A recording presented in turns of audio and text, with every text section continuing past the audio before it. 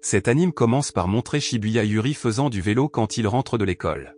Dans la rue, il a vu son camarade de classe, Murata Ken, victime d'intimidation par de nombreux étudiants punks. Il a essayé de l'arrêter et Ken a réussi à s'échapper. Maintenant c'est Yuri qui est forcé. Il a été traîné dans les toilettes des femmes. Ils ont mis sa tête dans les toilettes et il est soudainement entré dans un trou noir. Quand il s'est réveillé, Yuri s'était trouvé dans une zone étrange avec des gens utilisant une langue qu'il ne comprenait pas. Il leur a demandé de l'aide mais a été lapidé à la place. À ce moment-là, un cavalier, Adelbert, est venu et a parlé une langue que Yuri ne comprenait pas. Il toucha ensuite la tête de Yuri afin qu'il puisse comprendre le langage utilisé par tout le monde là-bas. Il s'est avéré que les gens pensaient que Yuri était le roi démon. Son apparence entièrement noire, de par ses cheveux, ses yeux et ses vêtements, montrait les caractéristiques d'un roi démon. Soudain, des cavaliers et un crâne et les volants sont apparus au loin. L'un d'eux, Conrad Weller, a combattu Adelbert. Yuri était porté par le crâne ailé. Ayant réussi à sauver Yuri, Conrad s'en alla. À son arrivée dans une maison, Gunther von Christ s'est immédiatement prosterné devant Yuri parce qu'il pensait que Yuri était le roi démon. La nuit, Gunther a dit que les caractéristiques de Yuri étaient comme celles du roi démon, et Yuri a expliqué que ses vêtements n'étaient que des uniformes scolaires. Gunther semblait indifférent à l'explication de Yuri. Il a en outre expliqué qu'il y a 18 ans, le roi démon aurait dû naître dans le monde. En raison de la guerre et de la possibilité que le roi démon naisse soit tué, alors l'âme du roi démon a été emmenée sur Terre pour y naître. Comme l'atmosphère était plus sûre, Yuri a été convoqué dans ce monde pour anéantir la race humaine harcelant les démons. Ils ont tous quitté la maison le lendemain et se sont dirigés vers le palais du roi démon. Là-bas, tout le monde accueillit Yuri très festivement. Yuri a également vu un grand homme, Stoffel von Spitzberg, le frère aîné de la reine démon, qui avait abusé du trône dans le passé. Stoffel a également perdu de sa popularité depuis que la reine démoniaque s'est retirée du trône. Soudain, le cheval de Yuri est devenu incontrôlable et l'a effrayé. Yuri tomba de cheval devant le palais. Gwendal von Voltaire, qui n'était pas loin de là, calma instantanément le cheval. Peu de temps après, Wolfram von Bielefeld est sorti du château. Lorsque la nuit tomba, Yuri assista au dîner avec les nobles. Conrad a présenté tout le monde, y compris Gwendal, son frère aîné, et Wolfram, son jeune frère. Même si la mère de Conrad, Cécilie, était la reine démon, son père était un mortel. Au même moment, Cécilie entra dans la salle à manger. Yuri a été surpris de voir Cécilie car il s'est avéré que la mère de Conrad était la femme qui était entrée dans les toilettes de Yuri. Le dîner a commencé. Tout au long de l'événement, Wolfram a déclaré qu'il ne reconnaîtrait pas Yuri comme le roi démon parce que c'était lui-même qui méritait d'être le roi démon. Wolfram a également insulté la mère de Yuri parce qu'elle était un être humain. Yuri, qui n'acceptait pas que sa mère soit insultée, gifla Wolfram. Wolfram en colère a alors invité Yuri à se battre le lendemain. Après le dîner, Yuri s'entraîna au sabre avec Conrad. Là, Conrad a raconté qu'il était allé sur Terre précisément aux États-Unis après avoir été chargé de découvrir la naissance du roi démon. Le lendemain, le combat entre Yuri et Wolfram commença. Yuri a défié Wolfram à un match de sumo, et Wolfram pourrait être battu. Wolfram était agacé et a ensuite pris son épée. Yuri s'était également préparé avec son épée. Yuri semblait submergé par l'attaque à l'épée de Wolfram, alors Yuri a utilisé la technique du buzzball pour le vaincre. Wolfram n'avait toujours pas abandonné. Maintenant, il attaque Yuri avec sa magie de boule de feu, blessant une femme de chambre du palais. Yuri était irrité par les actions de Wolfram. Soudain, le ciel s'assombrit puis Yuri se transforme en un roi démon aux cheveux longs. Il a attaqué Wolfram avec son pouvoir de dragon d'eau. Après cela, il est resté inconscient pendant 3 jours. Un jour, Yuri, Wolfram et quelques guerriers se rendirent dans un village à la frontière qui avait été attaqué par des rebelles. Ils suivirent Conrad et Gwendal, qui étaient partis en premier pour la ville. En chemin, l'entourage de Yuri rencontra Adelbert, qui utilisa sa magie pour que tout le monde ne puisse pas bouger sauf Yuri car il était humain. Il a dit que Yuri n'était exploité que par le palais, et il a également offert son aide. Adelbert, l'un des démons qui s'est opposé au royaume, a dit à Yuri que le village attaqué était habité par des humains, et que les assaillants étaient aussi des humains. À cette époque, Yuri ne voulait pas que Wolfram soit blessé. Il descendit alors de cheval pour s'approcher d'Adelbert afin de libérer sa magie. Après la disparition de la magie d'Adelbert, Wolfram et le reste de l'entourage ont repris leur voyage. Tandis qu'Adelbert, qui était seul avec Yuri, dégaina immédiatement son épée.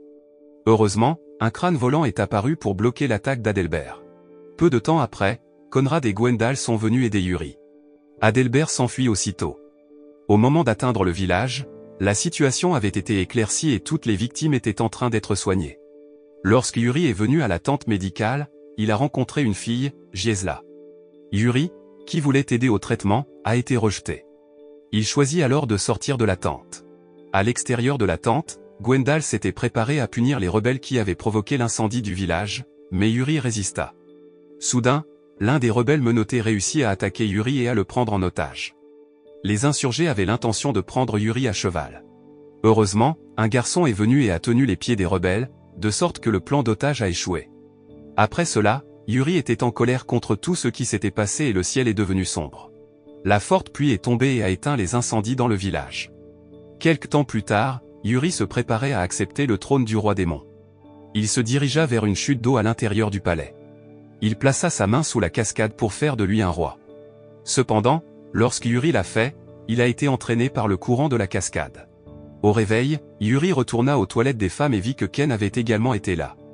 Le lendemain, avant de partir pour l'école, Yuri prit le petit déjeuner avec sa mère, Miko, tandis que son père, Shoma, n'était pas réveillé. Après le départ de Yuri, sa mère s'est souvenue de son passé lorsqu'elle a rencontré son mari de la tribu des démons et s'est finalement mariée. Un jour, Shoma rencontra deux messagers démons qui lui demandèrent de rencontrer Conrad, qui serait le gardien de l'âme du roi diable que sa femme, Miko, avait conçu. Ailleurs, Conrad, qui était dans le taxi et a vu Miko, qui était enceinte, a eu du mal à trouver un taxi vide pour l'hôpital, alors Conrad a proposé de l'accompagner. Sur le chemin, Conrad a suggéré de nommer Yuri d'après le bébé que portait Miko. La scène tourne au présent. Yuri allait à l'école comme d'habitude. Quand il était dans la piscine, soudain, un tourbillon est apparu qui l'a ramené dans le monde des démons. En tant que roi démon, Yuri devait gérer beaucoup de paperasse. Au palais, Yuri rencontra une femme, Anicina, l'une des nobles amies d'enfance de Gwendal. Elle aimait beaucoup fabriquer des outils qu'elle montrerait devant Yuri. D'un autre côté, il y a maintenant eu des tensions entre le monde des démons et les humains attaquants.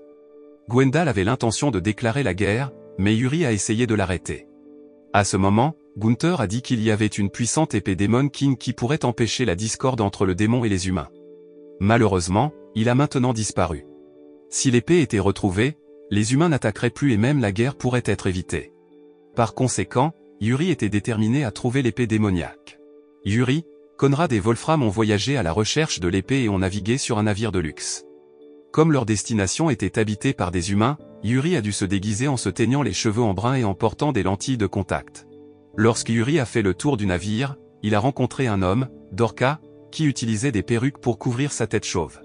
Non seulement cela, mais Yuri a également vu un jeune homme travaillant sur le navire se faire battre par son patron. Yuri a essayé de l'arrêter, mais ses cris n'ont pas été entendus. Conrad a essayé d'arrêter le différend en donnant de l'argent au tueur à gages. On a vu que le supérieur l'a également donné au jeune homme puis est parti. La nuit, il y avait une fête sur le bateau. Yuri fut surpris de voir des humains jeter des déchets sur le sol. Yuri était également invité à danser par certaines femmes, mais préférait danser avec une petite fille, Béatrice, la fille de Dorka. Au milieu de la foule, Yuri se souvint ne pas porter de lentilles de contact, alors il quitta immédiatement la fête. Soudain, le navire a été attaqué par des pirates, faisant paniquer tout le monde. Les passagers, dont Yuri et Wolfram, ont été capturés et enfermés sur le pont du navire. Yuri en colère s'est finalement transformé en roi démon et a combattu les pirates. Il a fait un crâne géant avec toutes les ordures éparpillées sur le sol. Le crâne a fait peur à tous les pirates et ils se sont enfuis. Après que tous les pirates soient partis, Yuri s'est évanoui. Peu de temps après, un patrouilleur est apparu autour du navire de Yuri pour sécuriser la situation. Pendant ce temps, quand Yuri se réveilla, il était dans une pièce avec Conrad et Wolfram. Les trois ont été enfermés là-bas après que les humains ont découvert leur véritable identité. Heureusement, un jeune homme, Jozak, qui se déguisait auparavant en femme lors d'une fête, a aidé à libérer Yuri et ses deux compagnons en leur donnant des canaux de sauvetage. Enfin, avec Jozak, ils embarquèrent pour une île. Ils arrivèrent sur l'île à midi. Yuri et son entourage s'arrêtèrent devant une maison au pied de la montagne. On leur a dit qu'un météore tombant sur la montagne rendait la zone des sources chaudes dangereuse. Certaines personnes qui y vont ne peuvent pas revenir en arrière. Alors que l'homme qui a réussi à revenir de la zone d'eau de source a eu peur et a dit qu'il avait vu le terrible visage de la montagne. Yuri et son entourage ont décidé d'aller à la source chaude. À l'aide d'un bateau, ils ont traversé la zone des sources chaudes. Curieusement, l'eau s'est avérée froide, mais une fois qu'elle a coulé sur la chemise, elle est devenue chaude. Peu de temps après, ils ont vu une épée sous la source, et Yuri a nagé pour l'attraper. Cependant, l'épée avait une terrible image de crâne et mordit Yuri en essayant de la saisir. Yuri, qui était choqué, cria et ne prit pas l'épée.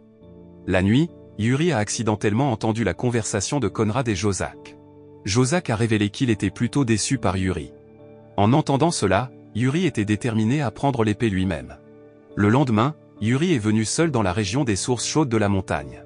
Même s'il avait peur du crâne sur l'épée, Yuri a essayé de le convaincre, alors il a réussi à récupérer l'arme de l'épée là-bas.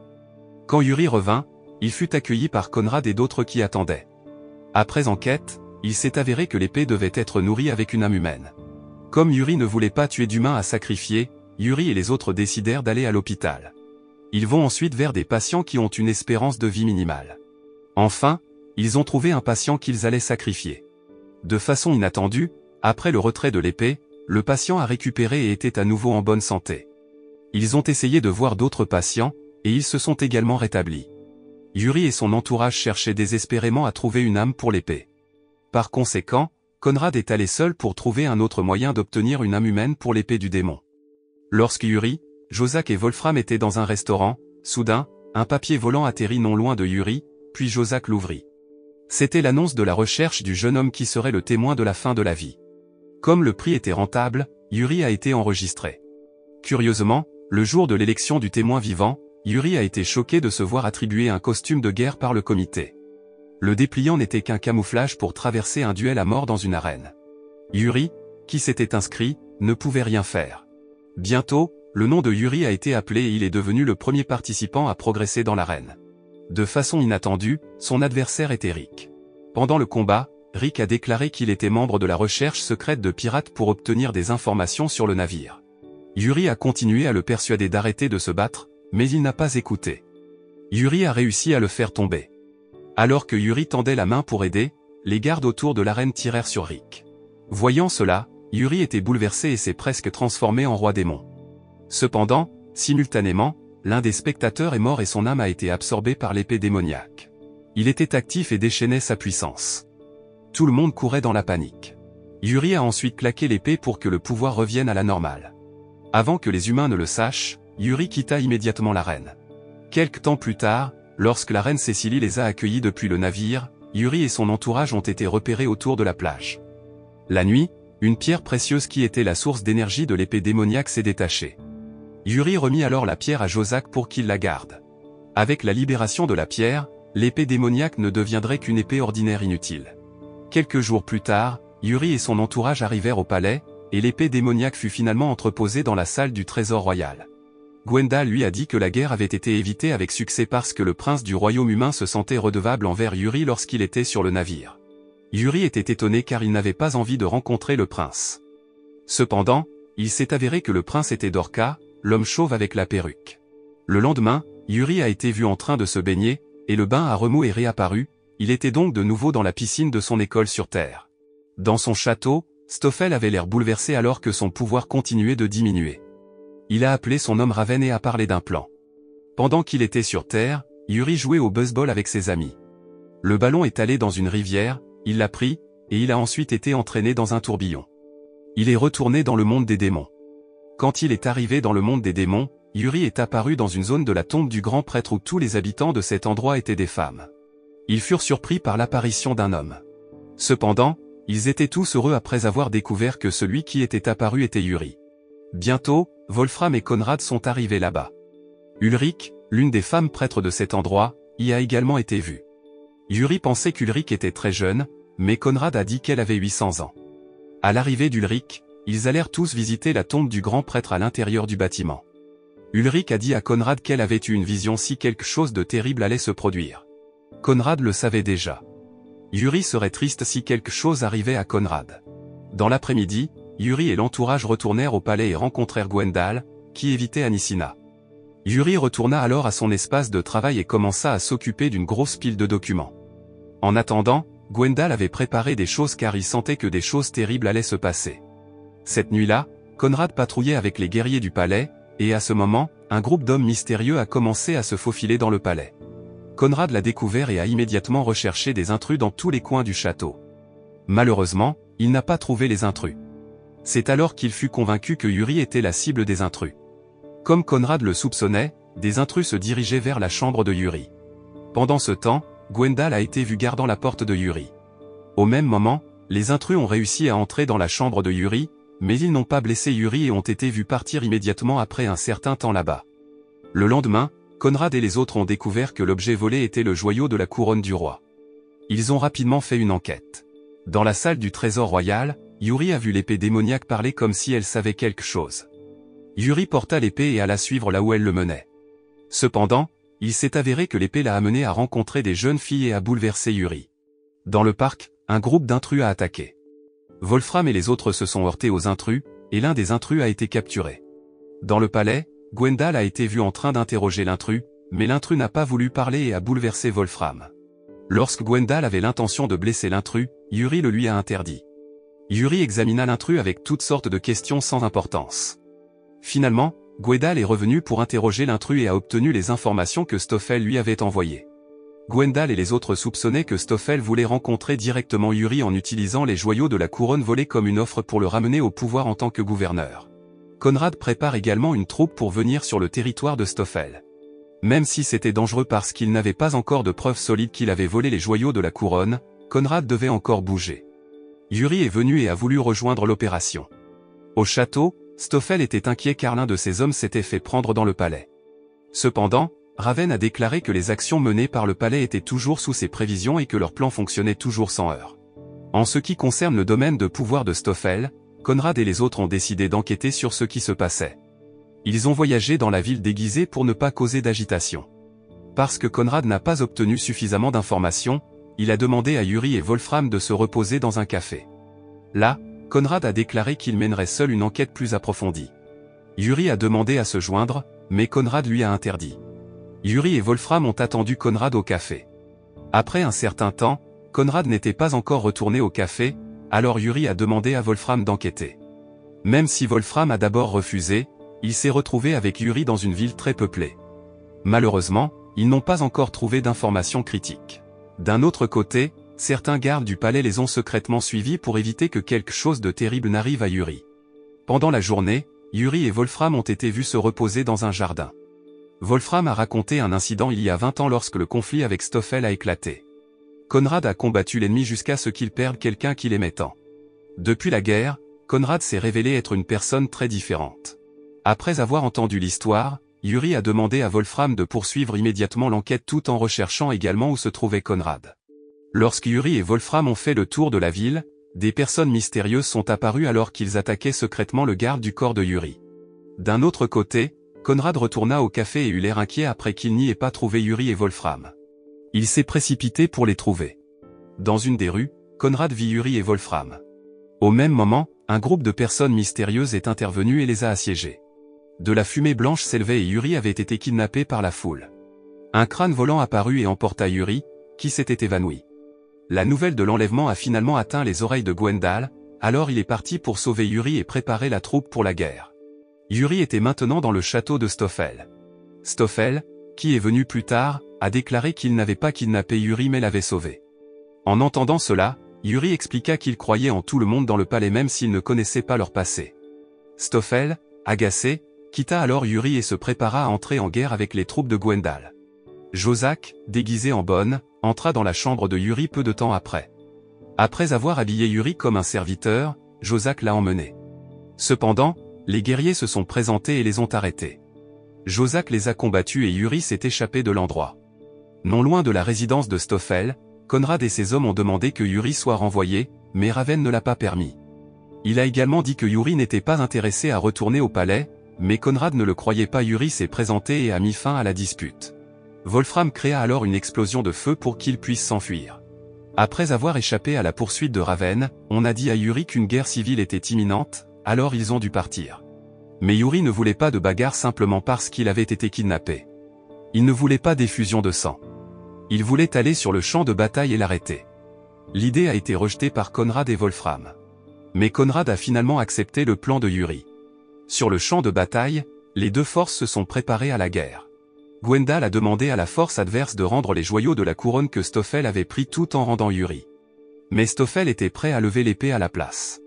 Bientôt, Yuri apparut et se tint juste entre les deux troupes. Il essaie d'arrêter la guerre parce que ça ne sert à rien. Même ainsi, les deux forces s'en fichaient et le palais considérait la guerre comme le bon moment pour donner une leçon à Stoffel. Yuri était inquiet car il ne s'était pas encore retiré. Bientôt, les deux forces se lancèrent une attaque l'une contre l'autre. À ce moment-là, Yuri s'est transformé en roi démon et a créé une tornade qui a projeté les deux troupes. Par la suite, Yuri a déclaré que Stoffel serait prisonnier dans son château. Certaines personnes ont protesté parce que la punition n'était pas trop sévère. Cependant, Yuri voulait que sa décision soit valide. Gunther a ligoté Stoffel et ses partisans. Soudain, il fut entouré par les hommes de Stoffel qui n'acceptèrent pas. Grâce à ses talents de combattant, Gunther a vaincu tous ses adversaires. Dans le palais, Ulrich a trouvé un parchemin contenant des messages dans la salle du trésor et l'a remis à Yuri et à d'autres. Lorsqu'il a été ouvert, il a déclaré à propos de Cécilie, qui avait pris le joyau de la couronne avec l'aide d'Anicina. Soudain, Yuri tomba dans un étang à proximité, et il retourna à nouveau sur Terre. Le lendemain, Yuri et Ken sont allés faire un tour de jeu avec les dauphins. Yuri est venu sur scène et a joué avec les dauphins. Il est ensuite tombé dans l'étang et a été jeté dans le monde des démons. Quand il est venu dans le monde des démons, Yuri a rencontré Gunther, Konrad et Wolfram. On a dit à Yuri qu'il y avait un homme qui lui ressemblait. Il a mangé et n'a pas payé sa nourriture au restaurant. L'homme a été capturé et sur le point d'être exécuté. Étrangement, il avait une flûte démoniaque, un objet censé appartenir au roi démon. Par conséquent, Yuri et son entourage avaient l'intention d'aller voir le condamné. Ils firent un long voyage à travers le désert. En chemin, ils ont vu un panda piégé dans le sable. Lorsqu'ils allaient le sauver, ils ont également été entraînés dans le sable aspiré. Wolfram fut aspiré dans le sable tandis que Konrad et Yuri s'accrochaient à la corde lancée par Gwendal. Yuri a demandé à Konrad de sauver Wolfram, alors il s'est laissé tomber dans le sable. Yuri fut finalement soulevé par Gwendal et continua à nouveau son voyage dans le désert. Ils sont arrivés dans une ville, mais ils ont été arrêtés parce qu'ils étaient considérés comme des fugitifs recherchés. Heureusement, Yuri et Gwendal ont pu s'échapper et quitter la ville les mains enchaînées. Ensuite, Gwendal et Yuri atteignirent une autre ville magnifique. Ils sont allés dans une église et ont vu un mariage se dérouler. Soudain, la mariée, Nicolas, s'enfuit avec Gwendal et Yuri et évite la poursuite des gardes du corps. En se cachant, Nicolas a dit qu'elle avait été forcée d'épouser un homme qu'elle n'aimait pas. Plus surprenant, elle aimait un homme nommé Hubert, qui était le cousin de Gwendal. Finalement, tous les trois ont été aidés par un garçon, Gilta, pour se cacher dans une maison vide. Nicolas a raconté une histoire sur elle et Hubert il y a longtemps. Dans le passé, Hubert était déterminé à trouver la flûte démoniaque car il pouvait invoquer la pluie avec. Hubert et Nicolas ont cherché la flûte démoniaque et l'ont trouvée dans les ruines de la ville. Cependant, après avoir trouvé la flûte démoniaque, Hubert a été arrêté pour être considéré comme le roi démon. En fin de compte, l'histoire s'est transformée en l'histoire de quelqu'un qui ressemblait à un roi démon accusé de ne pas avoir payé au restaurant. Nicolas a dû épouser le fils du maire pour atténuer la punition de Hubert. Nicolas avait la flûte, alors elle l'a donnée à Yuri. Il essaya de souffler dessus pour invoquer la pluie, mais comme Yuri ne savait pas jouer de la flûte, il ne pleuvait pas. Wolfram et Konrad avaient réussi à sortir du sable aspiré. Ils repartaient dans le désert. Dans l'après-midi, ils étaient déjà dans la ville où se trouvaient Yuri et Gwendal. Dans sa cachette, Yuri apprit que la zone était déjà connue des gardes. Gilta a montré à Yuri et Gwendal un chemin secret. Gilta et Gwendal sortirent les premiers pour détourner les soldats qui captureraient Nicolas. Yuri avait demandé à Gilta d'emmener Nicolas en lieu sûr. Yuri et Gwendal ont été capturés par des soldats et emmenés dans une salle d'audience pour gagner du temps. Toute la zone du lieu avait été aménagée avec des pierres ésotériques qui servaient à affaiblir les démons. Gwendal avait l'air de souffrir à cause de la pierre. Après avoir atteint la salle d'audience et n'ayant pas accepté la décision rendue, Yuri et Gwendal ont décidé de fuir. Malheureusement, ils ont été battus et jetés en prison. Yuri a été emmené dans une prison pour femmes, tandis que Gwendal a été emmené dans une cellule séparée. Ailleurs, Konrad a rencontré Nicolas et Gilta. Après discussion, ils découvrirent que Yuri et Gwendal avaient dû être arrêtés. Konrad et Wolfram ont l'intention de les libérer. Le lendemain, Yuri et les prisonniers reçurent l'ordre d'extraire la pierre ésotérique. Comme Yuri avait du mal à miner, une femme lui a donné de l'aide. D'autre part, Konrad et Wolfram atteignirent le lieu de garde à vue de Gwendal. Après l'avoir relâché, ils sont allés trouver Yuri tout de suite. Dans la zone minière, Yuri a vu les officiers se conduire mal avec la femme portant un bébé. Yuri ne pouvait pas le supporter, alors il essaya de l'arrêter. Yuri a réussi à attraper le bébé mais a été battu par des agents à la place. Finalement, Yuri s'est transformé en roi démon, créant une tornade qui a effrayé les officiers. Avec une main géante derrière son dos, le roi démon a massacré tous les officiers là-bas. Voyant le pouvoir du roi démon, Gwendal, Conrad et Wolfram se sont précipités là-bas. Bien que Gwendal ait du mal à marcher, il se dirigea vers Yuri et lui demanda d'arrêter son action. Voyant Gwendal le supplier, Yuri revint finalement à son être humain et s'évanouit. Quand Yuri était réveillé, il a vu une femme creuser une tombe qui s'est avérée chercher le corps de son fils enterré là-bas. À cette époque, Gilta, l'enfant que la femme cherchait, est venu avec un grand-père qui l'a sauvé lorsque Gilta a été enterré vivant. Alors qu'à l'intérieur de la tombe, il y avait un autre morceau de la flûte du démon. Finalement, Yuri et tous les autres ont voyagé pour quitter la ville. Cependant, les soldats de la ville les poursuivaient. Pendant ce temps, il y avait un panda du désert enragé devant eux. Yuri n'avait d'autre choix que de souffler dans la flûte démoniaque et de faire une pluie orageuse dans le désert. Cependant, les soldats les poursuivaient toujours. Ils ont ensuite rencontré Ryan, qui avait déjà aidé Conrad et Wolfram. Ryan avait aussi connu le panda du désert, donc l'animal lui avait été docile. Ryan a conduit Yuri et son entourage dans le métro pour éviter les soldats. Quelque temps plus tard, avec l'aide de Ryan et du panda du désert, Yuri et son entourage atteignirent le palais des démons. Un jour, Yuri a voulu retourner sur Terre, alors il a essayé d'entrer dans le bain à remous quand il a pris un bain. Malheureusement, rien ne s'est passé et Yuri était toujours dans le monde des démons. C'est pourquoi il va là-bas sur la tombe du plus grand prêtre. Ulrich était assez confuse car elle ne pouvait pas communiquer avec l'esprit du prêtre suprême afin que Yuri reste dans le monde des démons pendant un certain temps. D'un autre côté, Gunther gardait la flûte démoniaque. Il sentait que Yuri se rapprochait de devenir le vrai roi démon. Au bout d'un moment, le palais du diable était en colère parce qu'une pierre magique du château avait été volée. Soi-disant, il avait le pouvoir de réparer tout dommage à n'importe quel article. Yuri, Conrad et Wolfram sont allés enquêter sur l'affaire. Arrivés dans une banlieue, ils ont vu une fille malmenée par des bandits.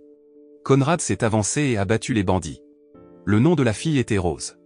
Elle a aidé son père à tenir un café en ville, puis ils y sont tous allés. Au café, c'était plutôt calme. Rose a ensuite raconté qu'en se promenant dans la ville, elle avait trouvé une pierre magique dans une ruelle étroite. Elle l'a pris parce qu'elle pensait que cela pourrait aider sa famille. Soudain, les bandits sont venus vers elle et avaient l'intention de la prendre. Rose a également défié les bandits de prouver que la pierre leur appartenait. Mais comme les bandits ne pouvaient pas prouver la possession de la pierre, ils ont commencé à forcer pour la saisir jusqu'à ce que Conrad les aide. Peu de temps après, une fille est venue porter sa poupée cassée au café.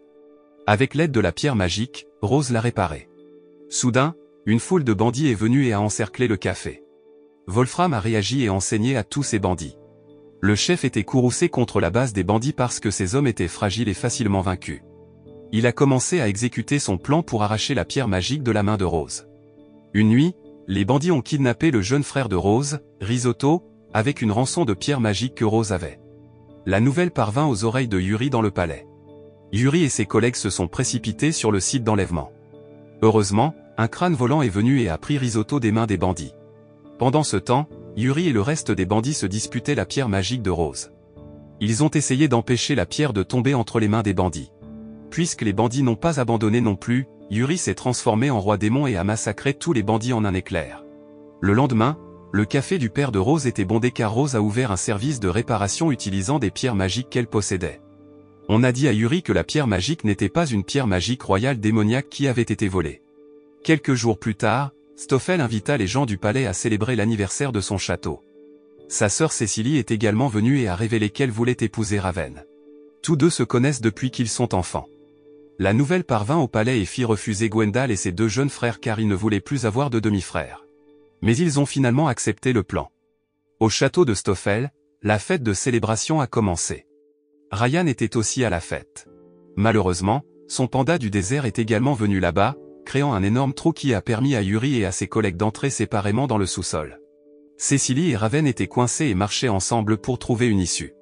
Ailleurs, Yuri est tombé avec Stoffel, qui voulait profiter du moment pour se rapprocher de Yuri et élever son rang. Cependant, le plan a échoué parce que Conrad l'a poursuivi dans le trou. Les trois tentent de trouver une issue. Gwendal est tombé dans le même trou que le panda du désert.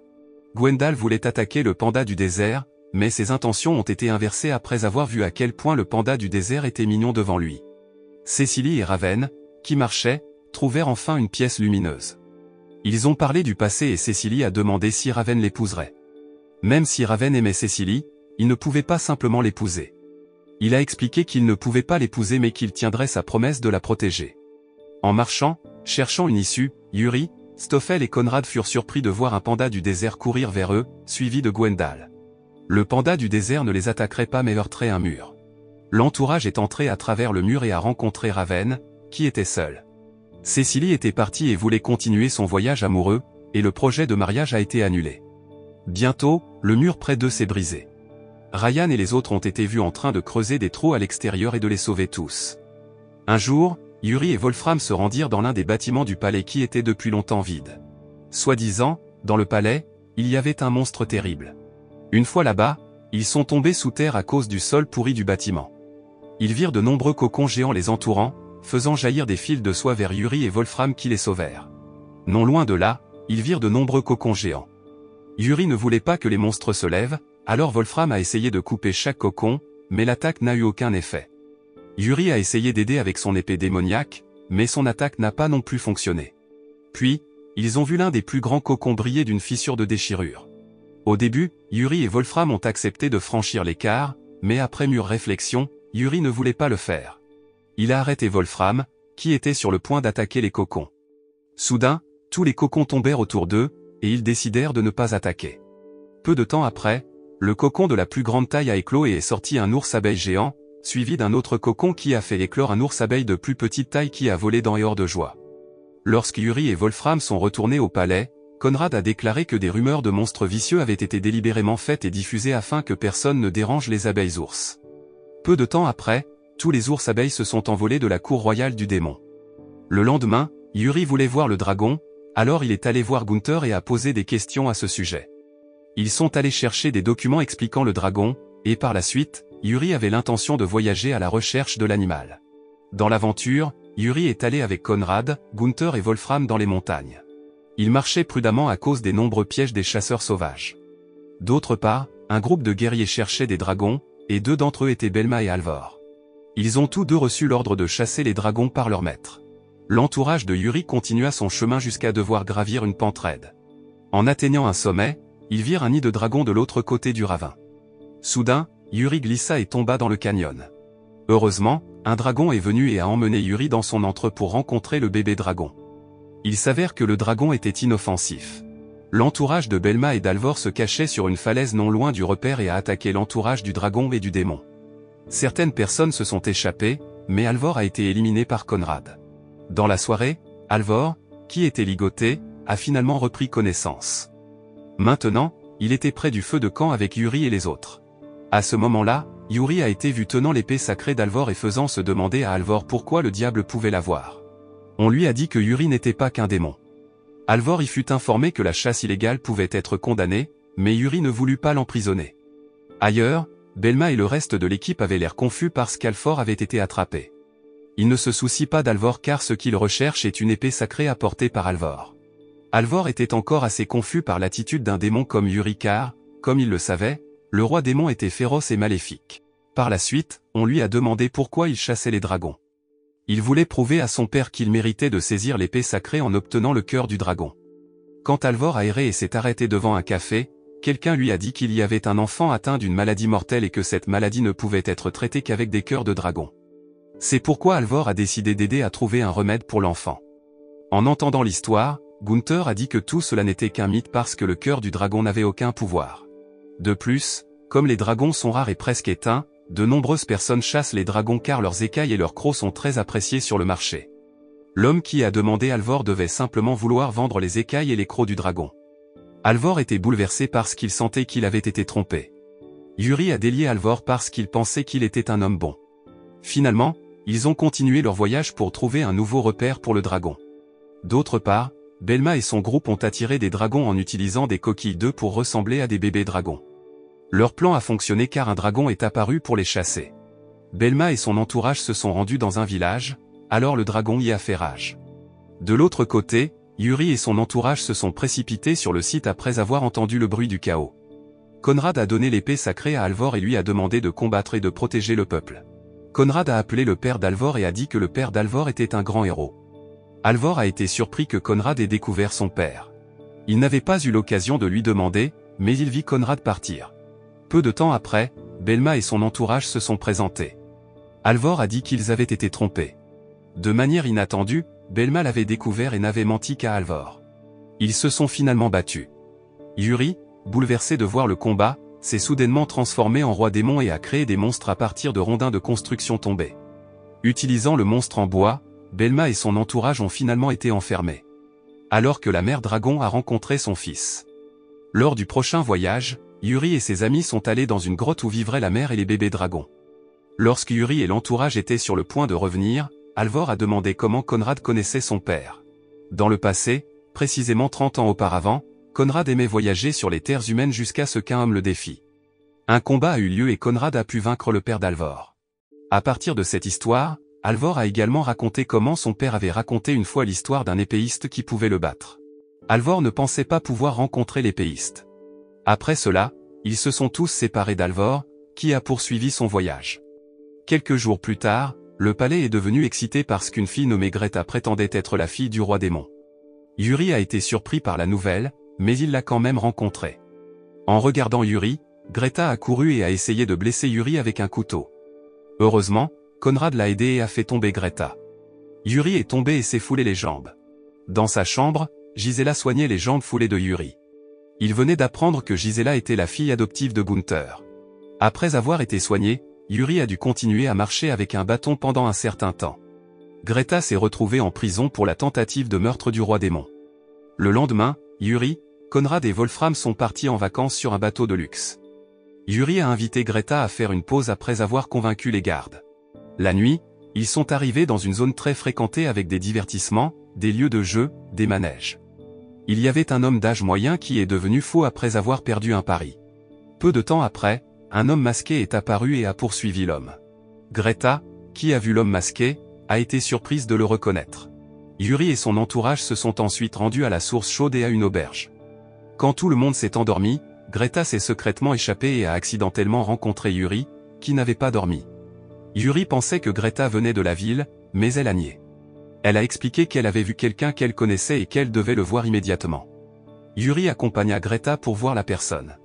Lorsqu'ils sont passés dans une rue de la ville, ils ont vu une fille, Isula, être séduite par un mec. Yuri a essayé de l'aider, mais il était la cible de voyous, alors lui et Greta ont dû courir et se cacher dans une ruelle étroite. La fille qui l'a aidé s'est cachée avec eux et leur a indiqué l'endroit sûr. En guise de remerciement, Isula leur a acheté des ramen dans un restaurant. En mangeant, Isula a parlé du propriétaire du lieu de jeu qui avait triché pour faire perdre de nombreux joueurs. Elle enquête sur la question. Soudain, les gardes sont arrivés et les ont encerclés autour du restaurant. Pendant ce temps, Conrad, qui n'a pas trouvé Yuri dans sa chambre, a immédiatement réveillé Wolfram et lui a demandé de chercher Yuri. Ils sont allés chercher dans toute la ville. Dans la zone du port, Wolfram rencontra l'homme masqué et ils se battirent tous les deux. Avec sa capacité, l'homme masqué bat facilement Wolfram.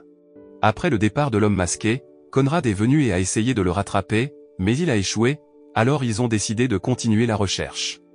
Au lieu de jeu, ils rencontrèrent Dorka. D'autre part, Yuri, Greta et Isula, attrapés par les gardes, ont été emmenés dans une salle de détention. Ils ont rencontré une fille nommée Nina, l'amie d'Isula qu'elle cherchait. Pendant ce temps, Nina a été enfermée par le propriétaire du lieu de jeu, Monsieur Anthony. Après avoir découvert que Yuri était le roi démon, Nina a crié de colère et de peur pour faire venir les gardes. Yuri et Greta en ont profité pour s'échapper et ont rencontré Conrad, Wolfram et Dorka. Il s'avère que Dorka était responsable de la zone de divertissement de la ville et enquêtait sur la fraude commise par Anthony. Ils sont tous allés dans la chambre de Monsieur Anthony, qui jouait avec un homard. Se sentant menacé, Monsieur Anthony a appelé l'homme au masque, son tuteur. Conrad et l'homme au masque se sont finalement battus. Après un duel, Conrad réussit à neutraliser et à démasquer son ennemi inconscient. Ce type était le cousin de Hubert ou Gwendal, et Greta le reconnut aussi. Maintenant, Hubert est soigné pour des blessures graves. Là, Greta a raconté sa rencontre avec Hubert à la prison du palais.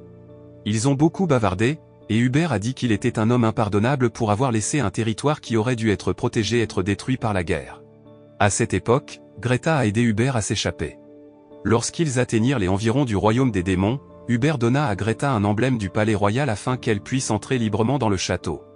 Hubert voulait trouver un endroit où mettre fin à ses jours. À midi, une course allait commencer. Monsieur Anthony s'est avéré défier Dorka à un match de course avec un pari. Si Dorka perd, il ne peut pas interférer avec quoi que ce soit lié à la salle de jeu de Monsieur Anthony. Peu de temps après, Monsieur Anthony a sorti un koala géant. Son adversaire était Ryan avec un panda du désert. Au début, Ryan a réussi à surpasser le jeu jusqu'à ce que le koala puisse courir vite et s'arrêter dans une branche pour dormir. Ryan et le panda du désert ont gagné la partie. En raison de la perte du match, Monsieur Anthony a demandé à ses hommes de brûler la zone de jeu, ce qui a effrayé les résidents. Hélas, Isula et Nina sont toujours à l'intérieur du bâtiment. Yuri entra dans le bâtiment en flammes. Lorsqu'il a été frappé par les ruines de l'incendie, il s'est transformé en roi démon, qui a libéré des bulles d'eau pour le protéger. Il a également fabriqué des dragons d'eau et éteint des incendies. Peu de temps après, il est tombé inconscient. Isula et Nina ont été sauvés. Lorsque l'entourage atteint le palais, Gwendal, qui a vu Hubert, avait l'intention de l'attaquer. Cependant, Yuri a demandé à Gwendal de laisser vivre son cousin.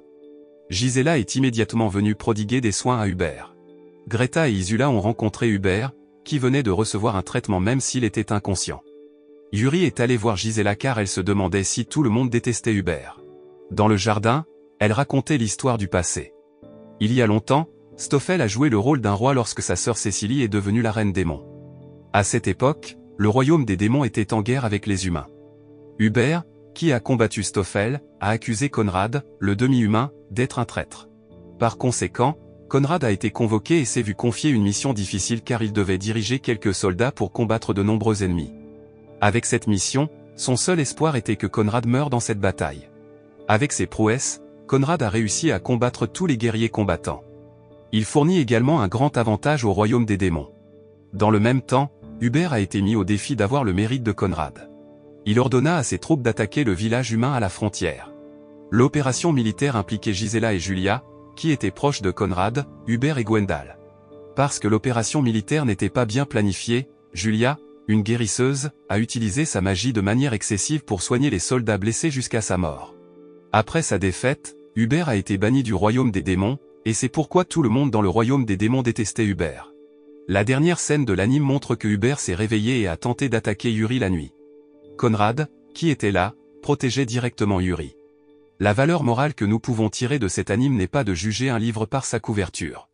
Quelqu'un qui a l'air faible aura l'air très fort lorsqu'il est blessé.